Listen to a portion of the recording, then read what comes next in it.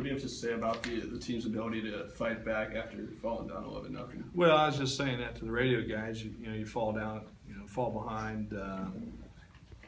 Geez, it was, is that right? 11, was that right? 11-0.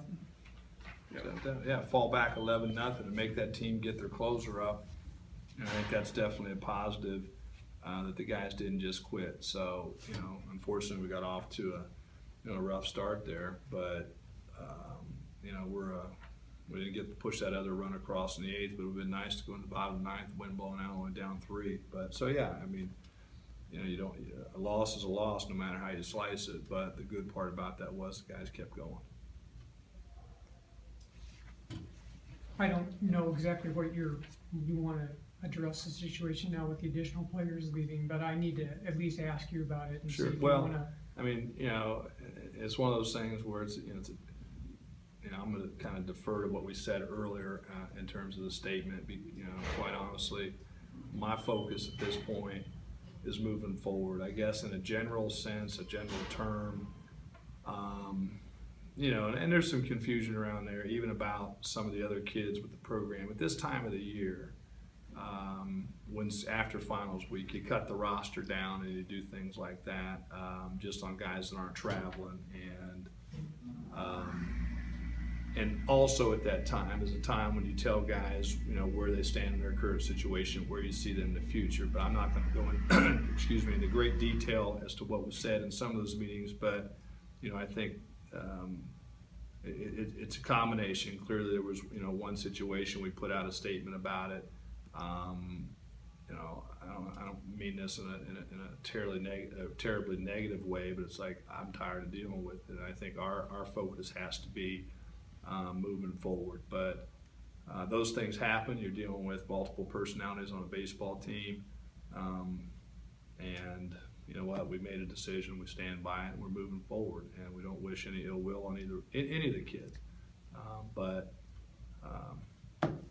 Tough day, but again, I'm very comfortable with where we're going.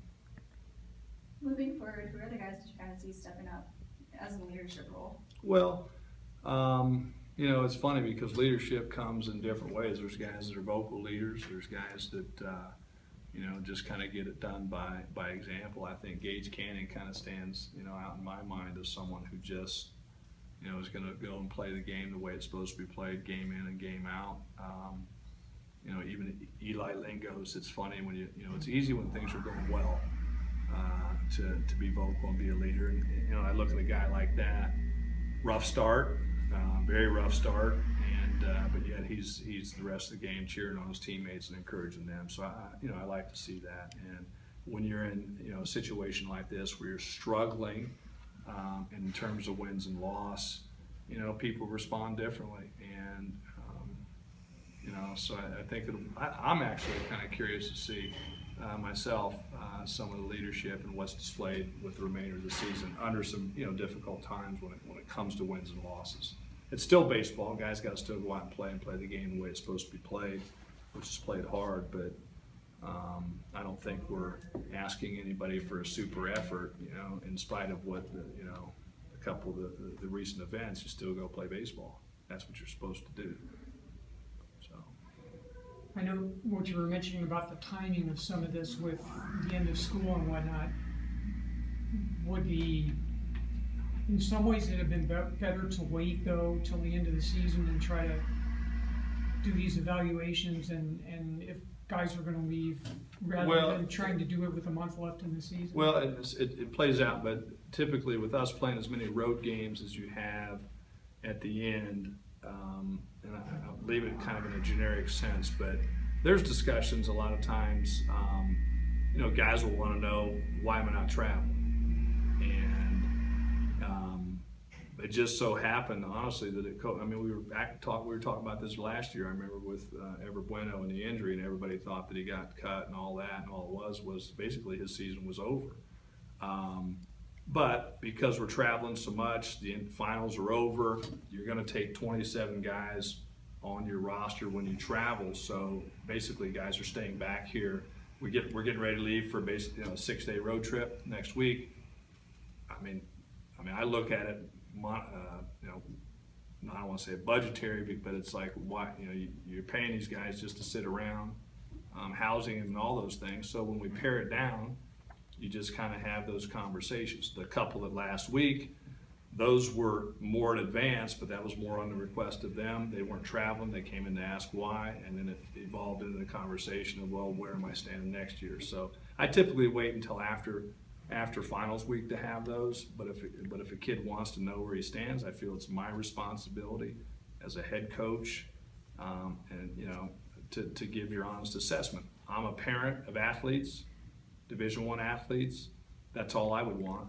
You know, tell me where my kid stands, because then you can make decisions based on that information, whether I like where I am, I like my current situation, or, you know what, doesn't sound good for me, I gotta find something else better. And, you know, there's never a good time for that, because generally you're talking about, you know, an end to a career in some cases. So, I don't think there's ever a good time to do that, but it's not atypical, and a lot of teams, you pare it down towards the end of the season, that's all. And I think a lot of people are reading, you know, a lot of that stuff into that even today. With the Shaps Lillard situation specifically that the statement was written on, how do you go about addressing that with the rest of the team when the other guys have built, you know, great bonds, and Sure. with the brotherhood, those guys? Well, you know, and that's the human part, you know.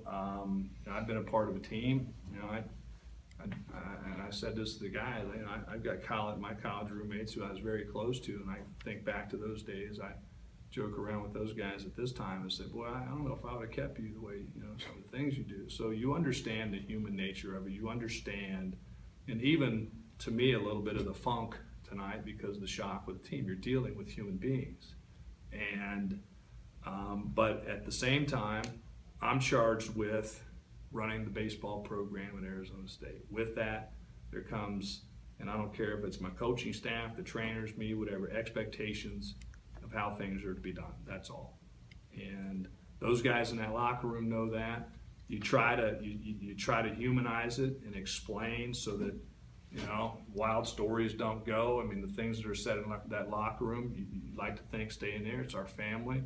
You treat it like a family. You be as honest as you can. You strip it down and say, you know, I don't want to be the one to make these types of decisions, but, you know, it just, you know, I've always said there's probably not a situation around that you can't handle with an honest conversation. So I just try to be as honest as possible with the guys and to remind them that when we all have chosen to be a part of this, there's performance expectations, there's behavioral expectations, there are academic expectations, and we're all responsible to live up to that, all of us, including me. So, and that's what we did today. With all of that being said, have you kind of seen those guys in the clubhouse banding together a little bit more with everything that's going on? Well, I mean, you know, I think that story remains to be seen. You know, you take all that aside, and you know, I say losing. And I called adversity. I call losing, and this is not atypical. You know, I try to remind people. I know Arizona State's never been through something like this, but I've been through something like this, and you know, losing magnifies everything. And I said it earlier, it's easy when things are going well, but I think you know, some things really kind of happen when it's tough when things are going, you know, not so well. And you know, we just gotta, you know, as hard as it is, band together. We're really not playing for postseason play. I would say mathematically we've eliminated the 30-win season, but that that's not an excuse not to play baseball hard every day, not to play it the right way. That's not an excuse as a coach to just, I'm going to throw it in. We play, in this season, we play a 55-game schedule. That's what we're going to do, and we're going to play it to the best of our abilities and the rest of the way, and finish out this year. You know, and I would assume that locker room's going to do the same. Everybody giving everything you have. That's the expectation here. Plain and simple. So. What went into that move to Andrew Snow so early on in the game? Was Carter injured, or what happened there? Did we not? Or am I thinking the radio? We didn't talk about it. Okay, I was like, I just talked about this. Well, it goes back to what I was just saying. You know, there are teachable moments all throughout the game. Goes back to, you know, expectation of playing hard. You know, it's one of those things where, you know, he maybe wasn't doing exactly what he was supposed to do. We addressed it. You know, we're different than football and basketball. You know, if you're going to pull a guy out, you can sit there and talk to him and make your point, and then you can send him back in. Unfortunately, in baseball, we can't do that. So you make your point. He'll be back out there. He's a good player. He's a great kid. He realized it, but it was more on that. It was not injury related. So. Do you think that some of the player departures kind of negatively affected your team, especially in the beginning? I mean, I guess if you're weak-minded, they would, but you know, that's what I said earlier. I mean, you know, I would assume a lot of these guys are going to play professional baseball someday. They're going to have friends that are traded, friends that get released, or whatever. You know, you can. I understand the piece of it. You can have a little, but you got to be professional enough to put that stuff behind you and still go out, because you owe, and I just said that, you owe it to yourself, you owe it to your teammates, you owe it to the institution, you owe it to give everything you got. Control what you can control, and that's whether you play hard every single day. You were saying Arizona State hasn't gone through this, which is really pretty much true. It's very true. How do you, you know, for the people that are just up in arms and think, you know, the program's never going to recover from this, what's kind of your message there? I mean, you know, and I shared this with a group the other day in administration. I was speaking to our breakfast club, and you know, and we were kind of, you know, going through, because it's, you know, we're going to play hard. There's no blame. I take responsibility for this, but it was funny at the end of it. I said, I'm going to read you 3 emails that I received, and they were the most brutal, derogatory, negative, go home, you'll never, whatever emails you could ever come up with. And I said, you could hear the group was kind of taken back about, whoa, wow. And I said, now what I didn't tell you about those emails is those were written between 2006 and 2008, my first 3 years at Indiana. And I would say, be patient, and let's let this play out and see where we're going, because, you know, I think back in the heydays of Arizona State in the recent times, it's talented players and a great culture, and truly that's what we're striving to do and working on to do. And you know, people see transition.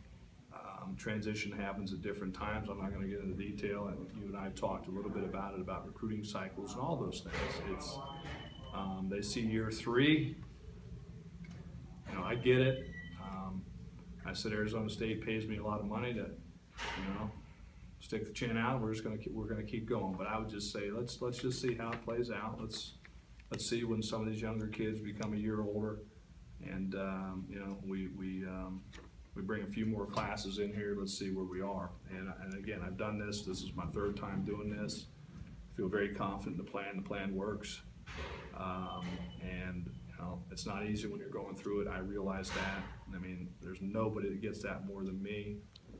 I don't expect the fans. All, you know, at the end of the day, all a fan worries about is, I want to win. I get it. And but it's not that easy when you're going through this. So we'll see where we are. The worst thing you can do, though, you know, one of my favorite sayings is, you know, we're going to stick with the game plan. The panic's not part of the game plan. And we're going to stick to that. You talk about Arizona State never being through this, but you have, and you just mentioned that with the emails and whatnot. How did you get through it then, and how does that give you a better perspective Well, now? I'll tell you, I mean, I often reflect on, had I not gone through it, I mean, when you wear the uniform at Arizona State and assume, I mean, the expectations are simple here, national championships or bust. Had I not gone through it and understand that there's light at the end of the tunnel, or, you know, there is another side to this, there's certainly be moments where you question, oh my God, you know, and still you have those, but you know what it's like when you've gone through it, the experience of going through it. And it makes you resolved. You stick to the convictions, because it doesn't do any good to try to explain. And you have a plan, you have a sound plan. The plan's been in place since the day we arrived, and you just work the plan.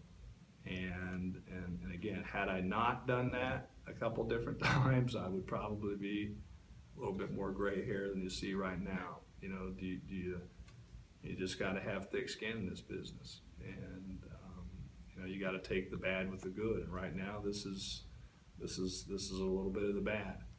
And 21 years of doing this at the head coaching piece, I think it gives me a little perspective that I can sit back and we'll be okay. It's not fun right now. It's not easy, but we'll be okay. Ray said some supportive things to me before the game. For him to be in your corner, in the midst of this, how important is that for what you're trying to accomplish? Well, I mean, it's very important, but I mean, I this goes back to the 3-year thing again. I think a lot of people think that all of a sudden it just happened, right? These are things, quite frankly, that we talked about my first year on the job, of when we thought a dip might happen. And so I'm very fortunate to have. Not only do I have a direct report to Ray, but I have 3 sport administrators that have all been involved in athletics, that I report to and keep very informed on every bit of what we're doing, how we're doing it, how we're systematically going through it. So I can't speak for Ray, but I would assume that that probably gives him the confidence to say maybe some of the things that he said to you. But no, I think it's very important, because hey, when you're walking out of the diamond, you got a whole ballpark full of fans booing you or whatever. That's a little tough to hear. But you know what? The people that I have to report to that matter the most to me, outside of those guys in that locker room, is Ray Anderson and Dr. Crow, and they're informed and they know what's going on. I think they're very comfortable with the plan they're hearing. So I know it sounds crazy in the midst of a 19-24 season and 16-14 in conference, but I'm not too concerned about it. What I'm concerned about is that we maintain strong as a group, continue to make good decisions, represent ourselves well academically, socially, on the baseball field, and that's by playing hard and play out the best we can in a very, very difficult season. We do that, I'm okay with that. And I understand the streak. I've told people a million times, I didn't come here to keep a 30-win season alive. I didn't come here to keep an NCAA streak alive. I came here to win a national championship.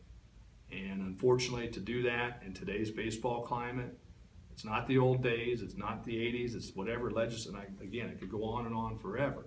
It's not that same time anymore. And and maybe you got to take a step back to do that, but we're moving in the direction we want to move, and a lot of it is tied into your recruiting classes and recruiting cycles, all of that stuff. So, I wish we were winning more, but that it's that's the toughest part for everybody, including me, because I'm competitive.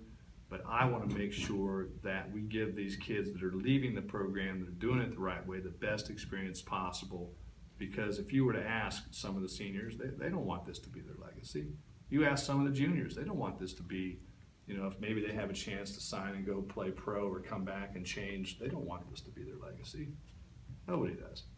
So, but again, I'm thankful that, I work for an administration who's been around athletics at a high level for a long time and understand, the process of maybe what we're going through that not everybody on the outside understands. So it's okay. Any questions about tonight's game? Did we play it? And again, I'll say that I appreciate, where you're coming from, and, when you make a tough decision like the stuff that happened today, I understand, you gotta address those things. But yes, we did play a baseball game today, and quite frankly, my focus is on the next, 12 baseball games, and what happened today is in the rearview mirror. wish those guys the best, but, you know, we gotta focus on moving forward, which we have since the day we've gotten here. Who are you planning to start tomorrow? We're gonna go with Spencer tomorrow.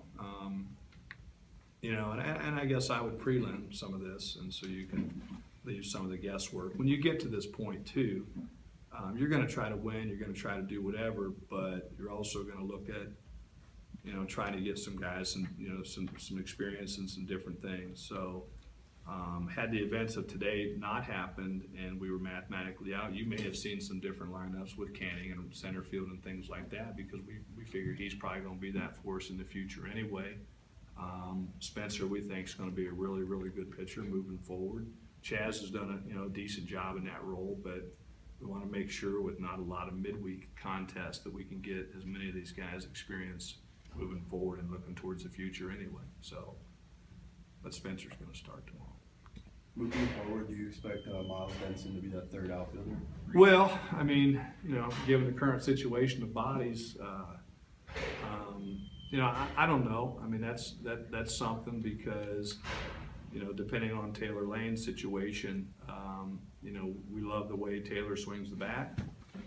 You know, given, you know, if we don't get wiped out in the draft, you know, our infield, I think, will look drastically different next year. We may take a look at Taylor even in the outfield too, because you know, I think if he's around and doesn't move on in the draft, that's probably where he's going to play for us in the future. So we may try to do some of that stuff down the stretch now that you know, some of those program goals are by the wayside, you know, from a win-loss standpoint. I have one other kind of bigger picture question. Of course you do, Jeff. You mentioned about the you know, the impact, one, you have a coaching change and then recruiting cycles and whatnot.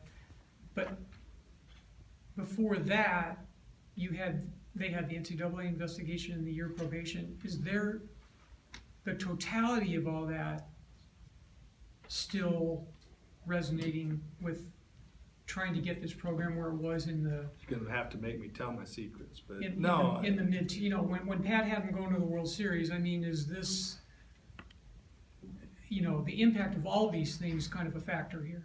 You know, again, it's one of those where, you know, you run the risk of I guess I should say yes and just leave it at that.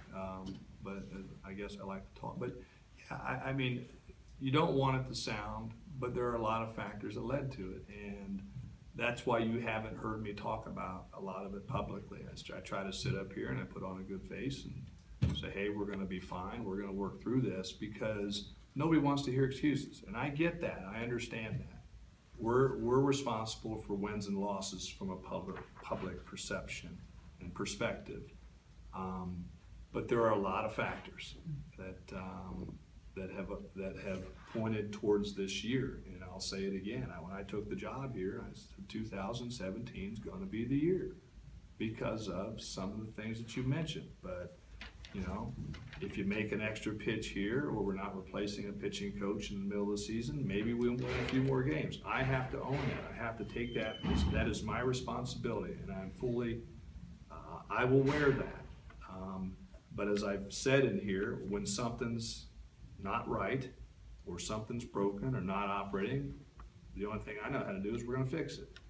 And going back to the roster and all the things that, yeah, I think there was a time when ASU was, you know, had to forfeit some scholarships from a recruiting standpoint. Does that impact what you can bring into campus? Absolutely, from a talent standpoint.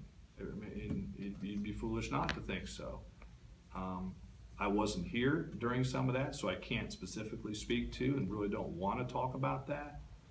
But it's not just as simple as I think everyone would want to think, you know, and we feel good about, you know, I go back to the recruiting cycles and things about that, and this, I guess I would say, from an ASU perspective, recruiting cycles in baseball they're 2 and 3 years out now when you're talking about the elite players in the country. If you look at timings of jobs when things are named, our first recruiting class, full recruiting class when you hit a full recruiting cycle, is the 2016 class.